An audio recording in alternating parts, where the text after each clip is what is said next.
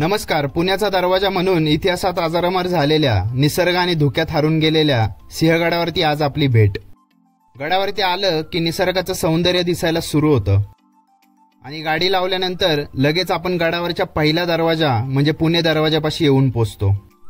या दरवाजातून पुढे आलं की समोरच सरळ रेषेत नसलेला गडाचा दुसरा दरवाजा दिसतो. पण तिकडे न जाता डाव्या दिशेला वळलं की मजबूत तटबंदीमध्ये असणारा दरवाजा आपल्याला खंदकड्याकडे घेऊन जातो.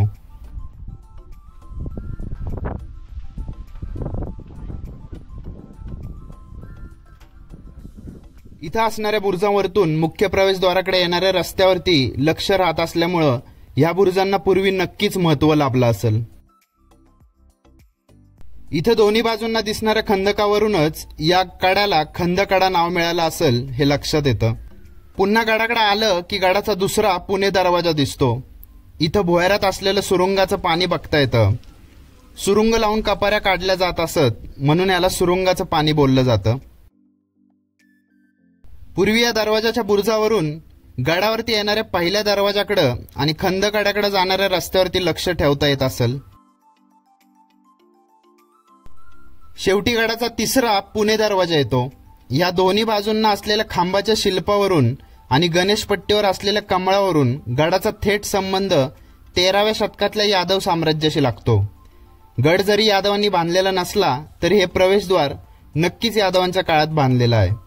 आणि इथं द्वाराच्या आत तुम्हाला पहारेकरांच्या मोठ्या खोल्या पण बघता येतात. तिसऱ्या पुणे दरवाजापासून उजव्या दिशेला तटबंदीच्या पायऱ्यावरून चालत राहिलं की पुण्याच्या दिशेला लक्ष ठेवण्यासाठी बांधण्यात आलेला बुरुज बघता येतो.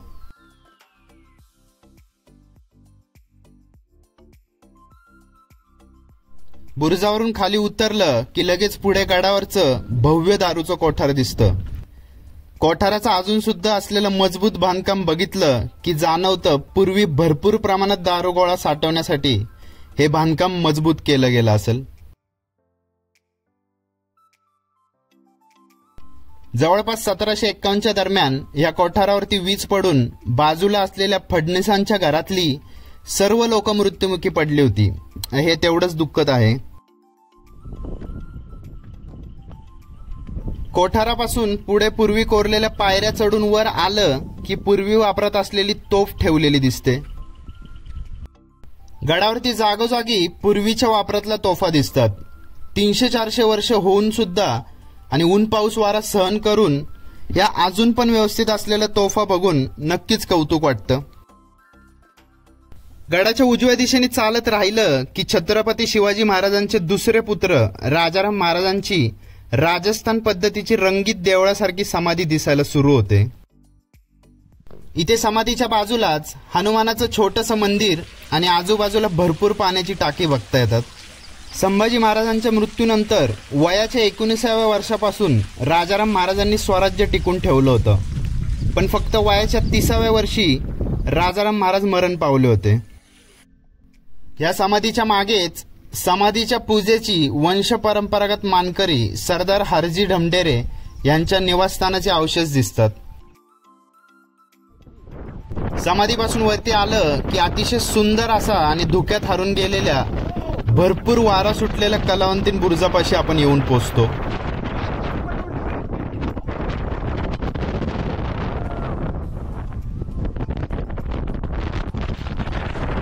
भुलेश्वर पर्वत रांगा आणि मुठा नदीचं सुंदर रूप या बुरुजावरून उठून दिसतं.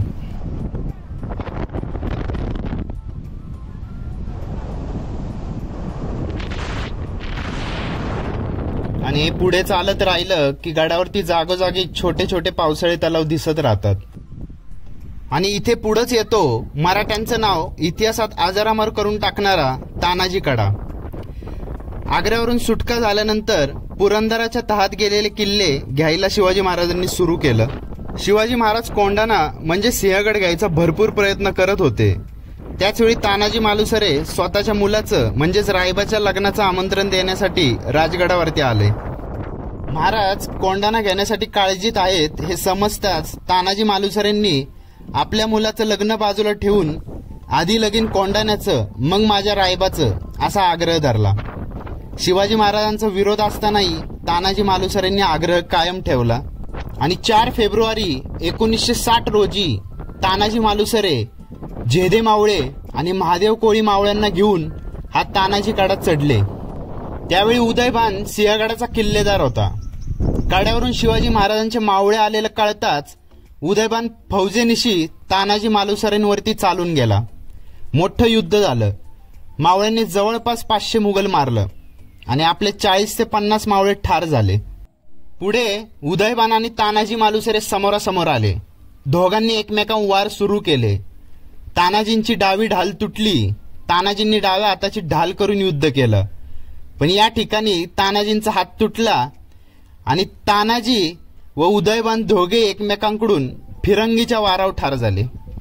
तानाजींचा भाऊ सूर्याजीने स्वतःला आणि मावळ्यांना सावरून लढाई चालू ठेवून जवळपास 1200 मुघल मारून सिंहगड घेतला. महाराजांना बातमी पोचली. सिंहगड आला. उदयभान मारला गेला, पण तानाजी मालुसरे कामी आला. ही बातमी ऐकल्यानंतर महाराजांनी स्वतःला सावरून गड आला पण सिंह गेला हे बोलून तानाजी मालुसरेंसाठी गौरवोद्गार काढले होते.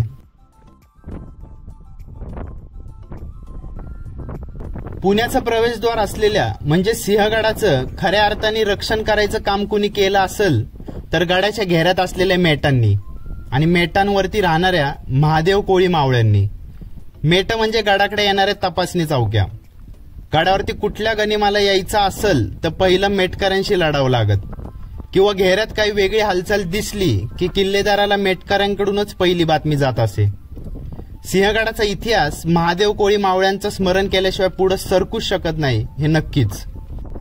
तशी गडाची प्रमुख मेट म्हटली तर सडकेचं मेट म्हणजे डोंजे गावात गडावर येणाऱ्या वाटेवरती होतं. या मेटाचा खामकर गायकवाड्यांना मान होता. दुसरं कल्याण दरवाजाच्या दिशेला पिलावरे मेट, याचा मान पिलावरेंना होता.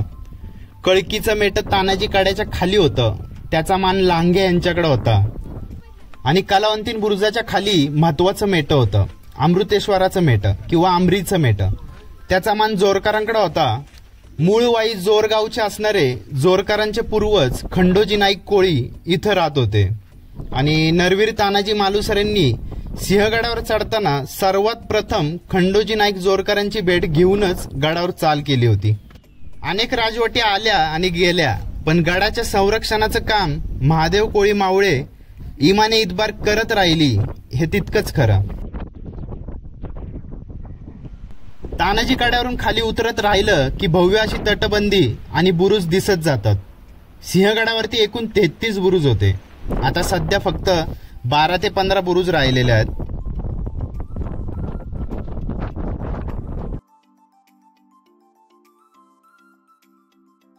पुढे भरपूर मोठ्या तटबंदीवरून चालत आपण सिंहगडाच्या दक्षिण दिशेला असलेल्या झुंजार बुरुजावरती येऊन पोहोचतो.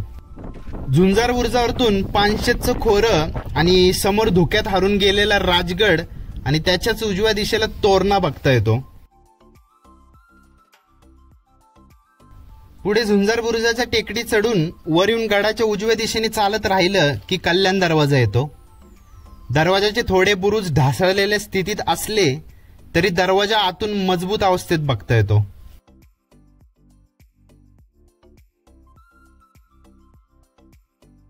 एकमेकांमागे 2 दरवाजे असलेल्या कल्याण दरवाजाच्या बुरुजावरून सिंहगडाचा थोडासा घेरा आणि कल्याण दरवाजाला नाव पडलेलं कल्याण गाव दिसतं. आणि या कल्याण दरवाजावरती दिसणाऱ्या कमळ आणि खांबावरती असलेल्या शिल्पावरून हा दरवाजा सुद्धा यादवकालीन साम्राज्यात बांधलेला असावा.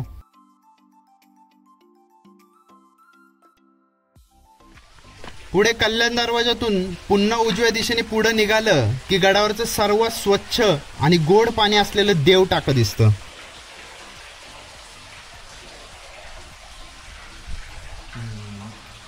इथंच बाजूला मारुतीचं मंदिर आणि हत्ती टाकं सुद्धा बघता येतं. पुढे अमृतेश्वराचं प्राचीन काळात बांधलेलं मंदिर दिसतं. महादेव कोळ्यांचं दैवत असलेल्या या मंदिरात भैरव आणि भैरवी अशा 2 मूर्ती दिसतात. यामध्ये भैरवाच्या हातात राक्षसाचा मुंडका आहे. अमृतेश्वर मंदिराच्या बाजूलाच आपल्या पराक्रमाने सिंहगडाचं आणि मराठ्यांचं नाव इतिहासात अजरामर करून टाकणाऱ्या तानाजी मालुसरेंचं स्मारक दिसतं. शिवाजी महाराज आणि तानाजी मालुसरेंची भेट, तानाजी मालुसरेंनी गडावर केलेली चढाई, केलेले युद्ध या सर्व गोष्टी इथं शिल्परूपात लावलेल्या आहेत आणि सिंहगडाचा संपूर्ण इतिहास इथं भिंतीमध्ये लावलेल्या फलकावरती वाचता येतो. आणि हा इतिहास वाचताना डोळ्यासमोरून इतिहासात घडलेले क्षण वाऱ्यासारखे निघून जातात हे नक्कीच. इथं स्मारकाच्या वरच्या दिशेलाच आपल्याला गडावरची सर्वात वरची जागा दिसते. इथे कोंढाणेश्वराचं मंदिर आहे. हे मंदिर महादेवाचं आहे. यादवांचं कुलदैवत असलेले हे मंदिर यादवकालीन आहे हे मंदिराच्या रचनेवरून नक्कीच जाणवतं. संपूर्ण गड बघून झाल्यानंतर पुन्हा मुख्य दरवाजाकडे निघालं की आपल्याला जागोजागी पाण्याची स्वच्छ टाकी दिसत राहतात. सिंहगडावरती एकूण 48 पाण्याची टाकी आहेत. 1360च्या दरम्यान महादेव कोळी राजा नागनायक यांनी दिल्लीच्या सुलतानाविरुद्ध जवळपास सिंहगड 1 वर्ष लढवला होता आणि या पाण्याच्या टाक्यांचा फायदा लढाईच्या वेळी गडावरती तग धरून ठेवण्यासाठी झाला असेल हे नक्कीच. सर्वात शेवटी गडाची शेवटची वास्तू दिसते ती म्हणजे घोड्याची पागा. हे पूर्वी खांब टाका असणार पण पाणी आटल्यामुळे ह्याचा नंतर घोड्याची पागा म्हणून वापर केला गेला असेल हे लक्षात येतं.